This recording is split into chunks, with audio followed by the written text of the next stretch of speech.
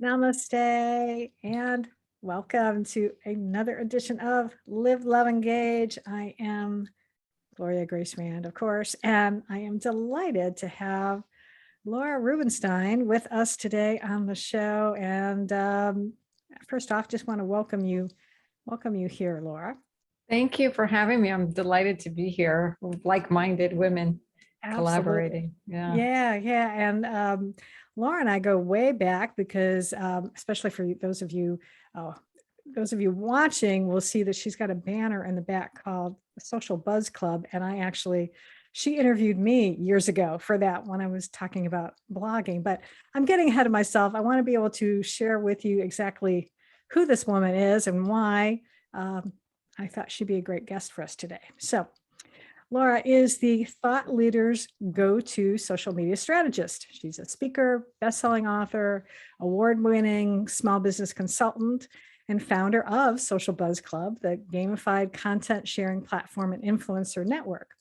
And over 20 years ago now, she stepped into the world of marketing and has helped over 1,500 brands. And she also has another side to her. She is also a certified hypnotherapist and feminine power mentor.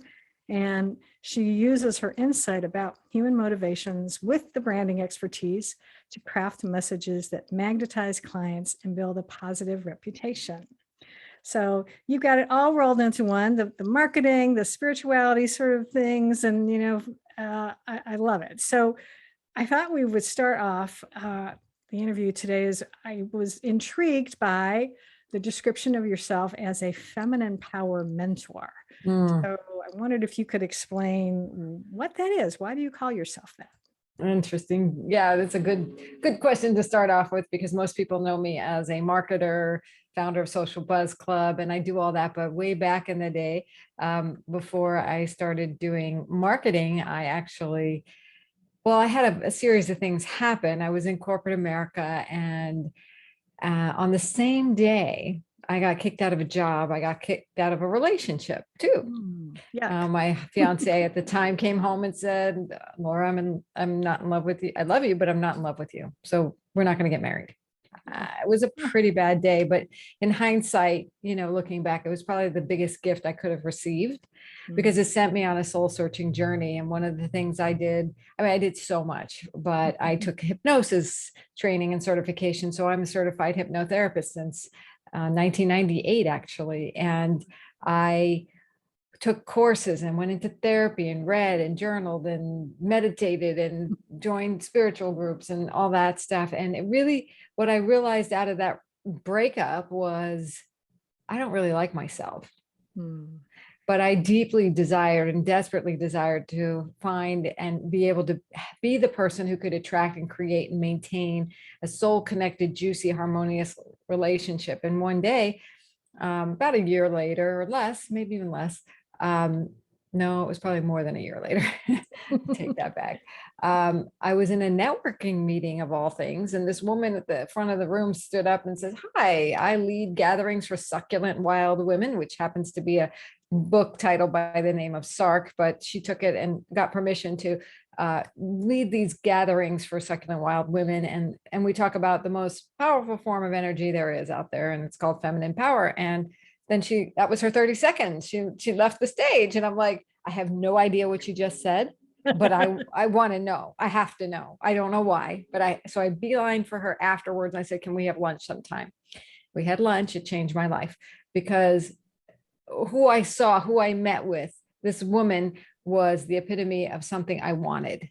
By the time I left that lunch, I felt like I had champagne bubbles running through my body. And I said, if that experience with her could happen to me, I want to be able to do that with others. So I took her courses, and I just went on this journey. And I really, at first I didn't even think I was a feminine type of person. Like I thought feminine was liking Laura Ashley prints and lacy stuff. And to some degree I liked it, but I wasn't really into any of the frilly stuff that people would go gaga over, or women would go gaga over. So I was like, I'm not feminine, and I'm just like, get things done girl. And I still am, but now I understand what the feminine really is. And it's my secret source of and how feminine I really am. Like the whole thing of being able to multitask. Like I was putting myself down for that, but that's part of our feminine nature. So I was like, oh, I can do this. I can run an orchestra, and that's part of my feminine. So I started embracing it, and I took her course like 6 times. Then I begged her to teach me how to lead it. And I started leading the class, and she gave me her blessing to do that. And then I created, every time I got a nugget that I really wanted to embody, and a principle and a way of being, and something that felt right on for me, but I felt like was so far away, which it really wasn't until I got the new perspective on it and I really understood it. Then I wrote it down on an index card.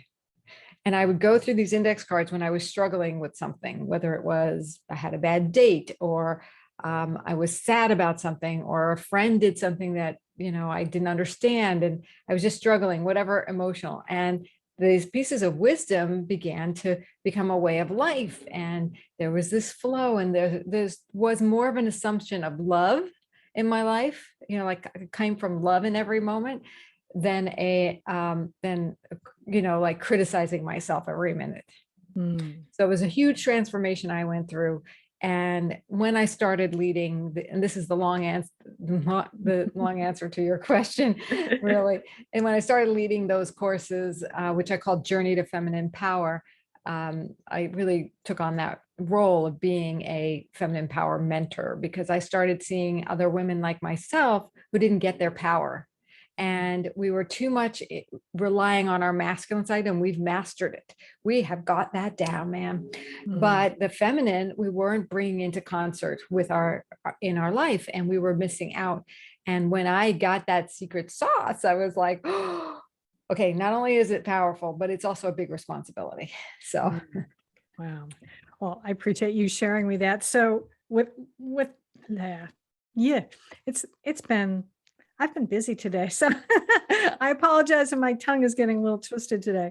I appreciate you sharing that. So, um, what is an example of, maybe if you can share, like, what does it look like to say not be in your feminine power? And then when you do kind of claim that feminine power, then what does it look like? yeah, when you're living in your feminine essence, you honor every feeling you have. You are not resisting it. You're not beating yourself up about it. I mean, you could be, but truly coming from a feminine place, in the best of the feminine, is that heart-centered position that you take. And you really need to slow down to take it and listen to yourself. When you are in that feminine space, there's a lot of grace there, and it's easy. It's really much, life is a lot easier because you've, in a sense, surrendered trying to control everything. It's like, Oh yeah. I don't have to control everything. I can use the power of the feminine to have life work really well for me and everyone around me. So I don't know if that answers your question, but keep asking me questions and I'll give you some more juicy stuff. Well, I appreciate that. I think it's starting to, yeah, because it seems like it's coming more from, it's really paying attention to your intuition, I guess. And as you say, coming more from a heart-centered space than that, getting things done, and the importance of, I got to do this, and yeah, So just being I do forceful. want to add something. I said you have to Yeah. honor your feelings, right? Okay, right. Yes. So when you honor your feelings, your emotions, and I know some people make a distinction, but I'm not making a distinction here. They are messages from your soul. If you want to squash them, ignore them, deny them, push them down, whatever, you're dissing your soul. So what if we got curious about our emotions? Because they have wisdom there. And in the beginning, it's like listening to Chinese. We don't really know what they're saying. You just know something's not right. And that's good. That's the first step. Something's not right. Then go underneath it. What is right? What would be right for you? What do you need? Then what do you want? Right? So, okay, I want a peaceful relationship. I don't want somebody yelling at me. Okay, if you're feeling like put down or screamed at or assaulted or whatever it is, then okay, what do I need to do for myself to get it? You keep asking yourself questions because your soul has the answer. If it's saying something's not right, something's not right. It may not be what you think, though. You may want to point fingers, but guess how many fingers are pointing back at you? Right. So you always want to bring it back to you. What can I do about this situation? What conscious choice can I make to take care of myself? So this process of honoring our feelings will lead to so many answers. So people like don't know what the right thing is because they're up here. They're worried about what other people think. They're trying to control a situation versus consulting with the heart that's saying, what the answer is, and you just have to listen a little deeper, stay with that feeling a little longer to know how to take care of yourself. And it's a rich time when you're in the midst of something uncomfortable. If you can embrace it really, truly, without judgment, that nothing's wrong with you. It's something is trying to get right, even better with you, right? Yeah, absolutely. And I definitely have experienced that in my life. And I do believe I'm getting better at doing just that. Listening to my feelings and sometimes in the past, it's also actually manifested into like, physical symptoms. And I've learned now, like when my back is bothering me, it's like, okay, back, what are you trying to tell me here? Exactly. Yeah. So I love that. But sometimes though, I think patience, um, especially if you've been so used to, wanting to like know all the answers right away. And again, I'm speaking from experience. I'm like, you know, in this journey I've been on, it's like, I want to be fixed now, I don't want to have to take the time to like examine my feelings and, and listen. Although now I see that there is, benefit to that. So what would you say to someone who's like, still sort of in that resistance of like, really, I really have to do Yeah, this? I was there. First of all, I was totally there. In fact, my mentor told me at the time when I walked into her gatherings, she said, "You were like the ice queen, Laura." And I'm like horrified to even say that out loud. But I was very resistant. I wanted the answers. Give me why can't you give me the answers? And her response basically was, my answers are not your answers. Mm. Okay. And my suggestion would be okay, breathe. Take a nice long breathe, take a bath, do something nice for yourself. And then trust that the answer will be revealed at the perfect time. And it may be sooner and it may not be sooner. And that's okay. It's what if this is perfect? What if we start asking ourselves different questions about our situation? And that's what you can do in the meantime is keep asking questions. The worst question though you could ask is why me? Okay, not why me. It's okay. I mean, that's not a bad question, but it's there's two types of questions. There's questions that put your pedal on the gas, and there are questions that put your foot on the brake pedal. You want to ask the questions that put your foot on the gas pedal because, like you said, you want answers as quickly as possible. So stop resisting and start asking really open-ended, curiosity-based questions. I wonder how I could have this better feeling. I wonder how, and the better you get at asking questions, the answers come that fast. Because in the feminine, it's not linear. It doesn't have to happen 1, 2, 3. It could happen 1, 12. And it's done. Like you didn't have to go through all the 12 steps. So it could be radically faster when you slow down and when you wait and when you trust. And you're trusting your soul to reveal what you need to know. And the awareness. It's just so fun to get new awarenesses. But your brain trying to get the answer now is going to put the brake pedal on, not the gas pedal. Your curiosity will open that up and you'll like be flooded with new information like crazy. I love that. Yeah. so many things are going through my head as you were talking about that. Um, and again, I'm sort of, thinking back on my own experiences of, yeah, of definitely doing that, putting my foot on the brake pedal instead of letting go. And the, and being curious. And sometimes I think, and again, speaking from experience, we tend to be sometimes too hard on ourselves. Definitely. And we want it, like I said, and we want it to be done. But um, I used to, and again, this was a story I used to tell myself, was that I'm no good at asking questions, that I don't ask, I find it challenging to like come up with questions. I'll be in a call and they'll be like, do you have any questions? I'll be like, no. And then later things will come to me. So um, all this is leading to my question of, for you, is what does then it look like, say in life or in business or maybe in your relationships, when you really are, tapping into that feminine power? How does that show up? Oh, well, it shows up as intending something Mm, and it's showing up. mm, Like I remember I was on an airplane and it was when the Olympics were in Utah. mm, Okay. So this was like 2002 or something. And I was in the height of my practicing my new feminine essence and power and these principles. And so I said, I wonder how I could get to the Olympics. This is like February 2nd. They just started. I had no ticket, no plans, no nothing. I'm on an airplane just flying cross country from a family visit or something. And I'm like, just like kind of playfully thinking to myself, but it's a clear intention. Like, I wonder how I could get to the darn Olympics. That would be just like so cool, right? yeah, And how could I get there without having to spend a lot of money and, effort and time to try and figure out everything and blah, blah, blah. 2 days later, I get a phone call from a guy who is in another part of the state.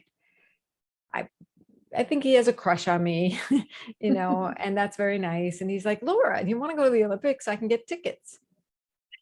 I'm like, yeah, sure. I can get us a place to stay because I had a friend who lived in Utah. And he's like, okay, I'll get the rental car and I'll pay for your plane ticket there. I'm like, okay. It's about saying yes. yeah. And I went to the Olympics. Wow. Just like that, without any planning. And one phone call to my friend. Can we stay at your place? Do you have 2 bedrooms, by the way? Yeah.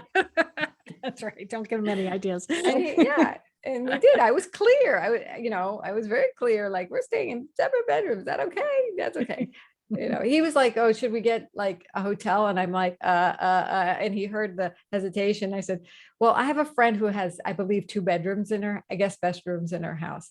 And we'll do it that way. He's like, oh, okay, great. So he got the message, and we had a great time. And he got tickets, and I didn't have to manage all that. And I'm a planner. Okay. So that's what it looks like. It looks like fully embodying what you want, Mm. and allowing it to happen. And does it happen with everything? I don't know. Like, am I intending everything I want? Maybe. I'm just not going to be that analytical about it. I'm just going to keep dropping into the feminine. And that's why I had those index cards.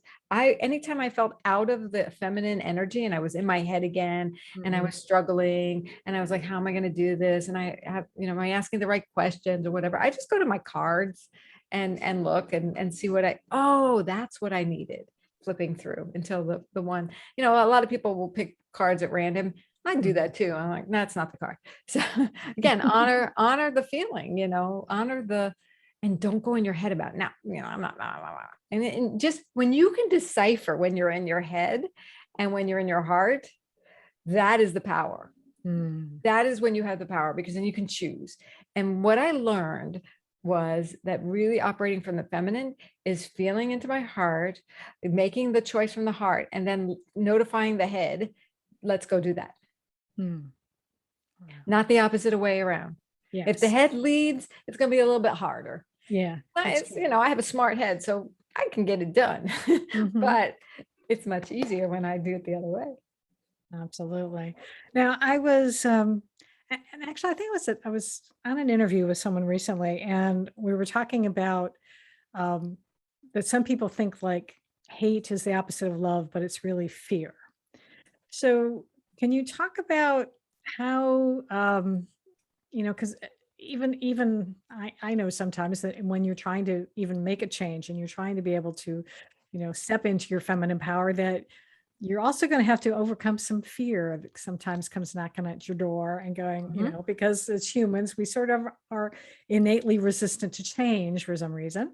Um, so what's your wisdom around that area? I am so glad you asked this because that is exactly where I've been. And fear, conquering fear uh, is important. I Mm, don't know that we can actually ever conquer it, but making friends with your fear mm. is what you want to do.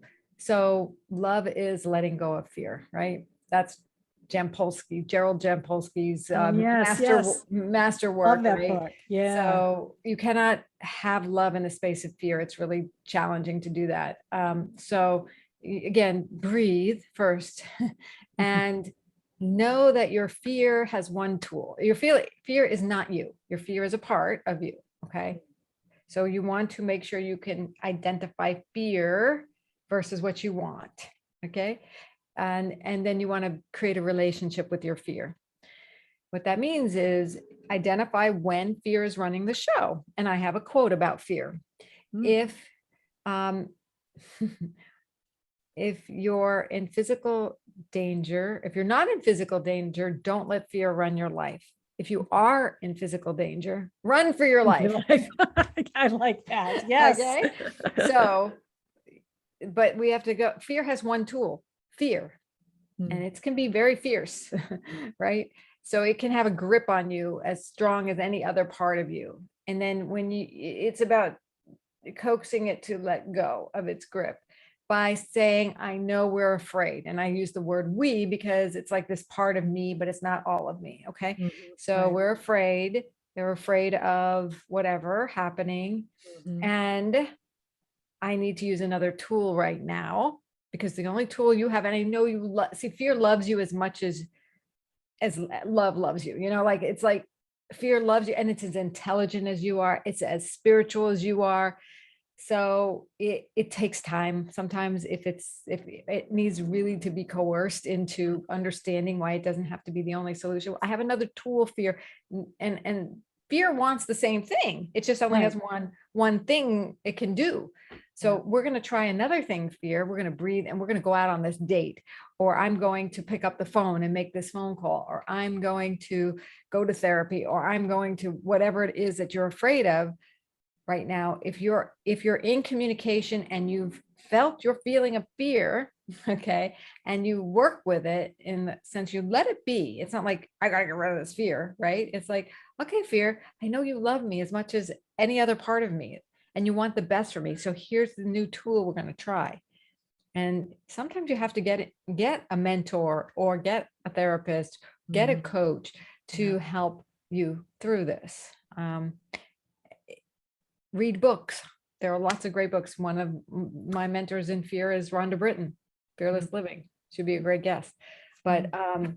she, mm, you know, I've gone through her programs and, just taking one program doesn't do it. It's a muscle you got to build, this I getting know. in conversation with your fear and letting it work its way, how to work with it so it doesn't run your life, Yeah. and get around people who are a little more fearless than you, Mm.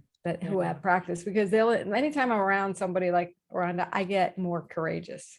And of course, courage is not the absence of fear. Courage is stepping in, doing the next step, regardless of fear. Right. You will be more able to do that the gentler and kinder you are with yourself. So I practice a lot of gratitude Mm. Mm. and Yeah. acknowledgement, and then there's so much more power I can access than my fear power. Yeah, absolutely. Yeah, because ultimately, I mean, the fear is just trying to protect you. So we can say, thank you. I know that you're trying to protect me, and there are other ways that we can deal with Yes. this. Yeah. Yes, exactly. Ah, I love that. Um, what what do you wish you had known about when you first started, exploring this journey about feminine power? I wish I knew it sooner. Mm, I wish I grew up with it.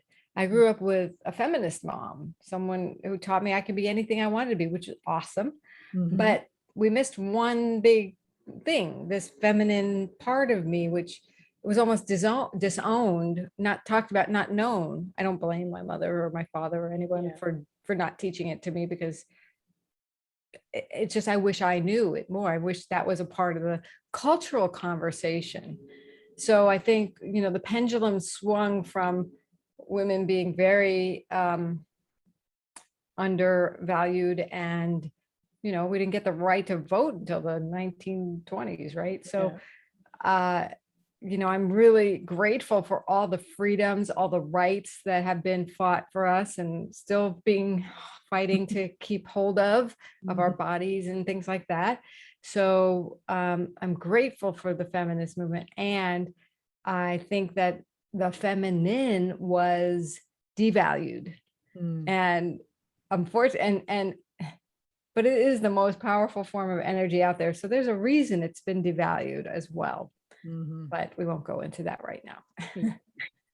We need the balance is what it is. We need to be able to have the masculine and the feminine Yeah. in balance. And I sort of the same situation as you, the way I grew up. Yeah, my mom was definitely um, a strong role model. And looking back at it, it's like, yeah, a little bit too much independence and I can do it um,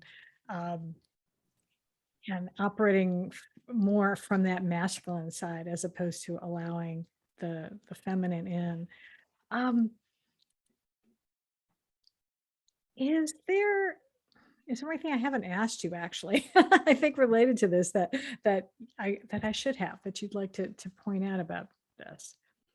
Well, we can go a little bit deeper into the gratitude part, because I Mm, think there's a couple of things that really help the transformation of going from that really masculine centered life to a more mhm, balanced life, which and in my masculine, and I don't know if this is true of everybody who's in their masculine, but there's a lot of criticism, mostly self-criticism, and then criticism out there. And mm, it is a relationship killer. yeah. Okay. So and like I said, the whole thing that started me on this journey was I wanted a soul connected, juicy, harmonious relationship with somebody. And I wasn't going to get there if I was keeping the critical mind in play as strongly as it was. Mm. And there was a point at which my counselor said to me, Laura, you can put away the whips and chains on yourself. And that was like, oh, Yeah. I Yeah. can. What Mm, would that look like? I was like, what do you mean? She goes, you're extremely hard on yourself. mm.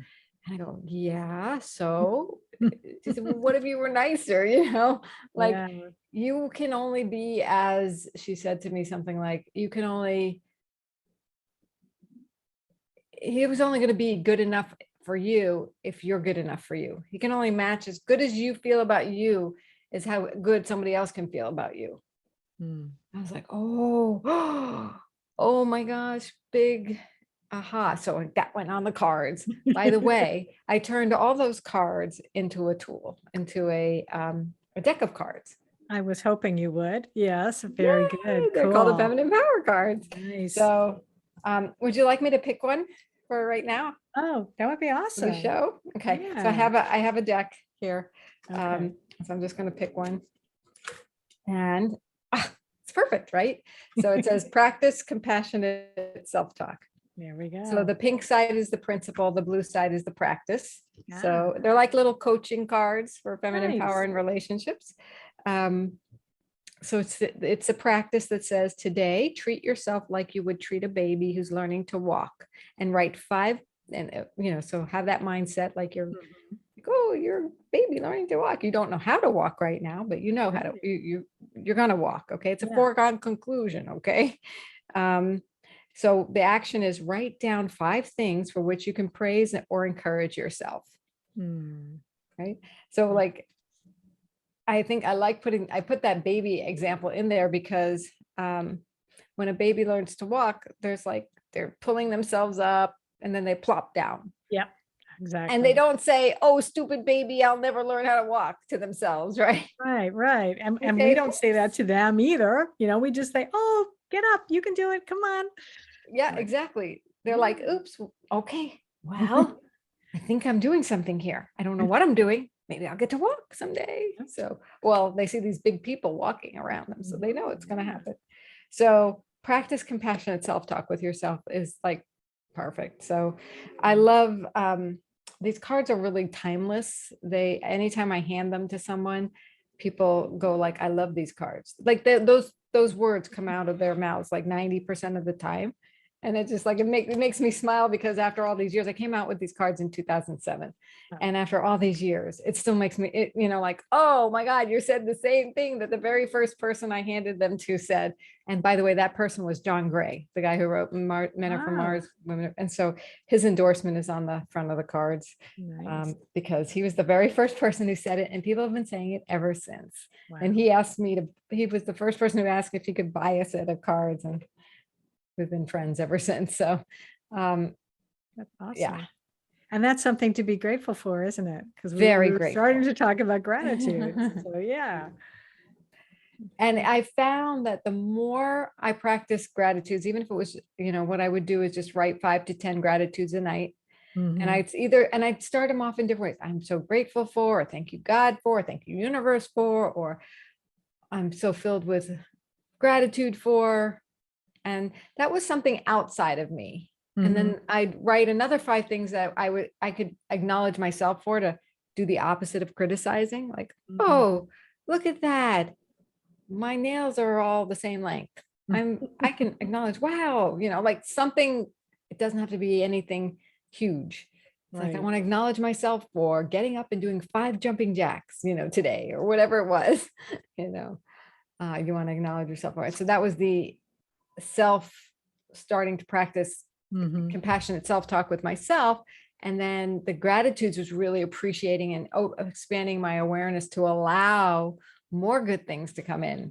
Mm. And those 2 things will transform your life if you do them for 90 days. Mhm. Yeah, See what happens absolutely. consistently.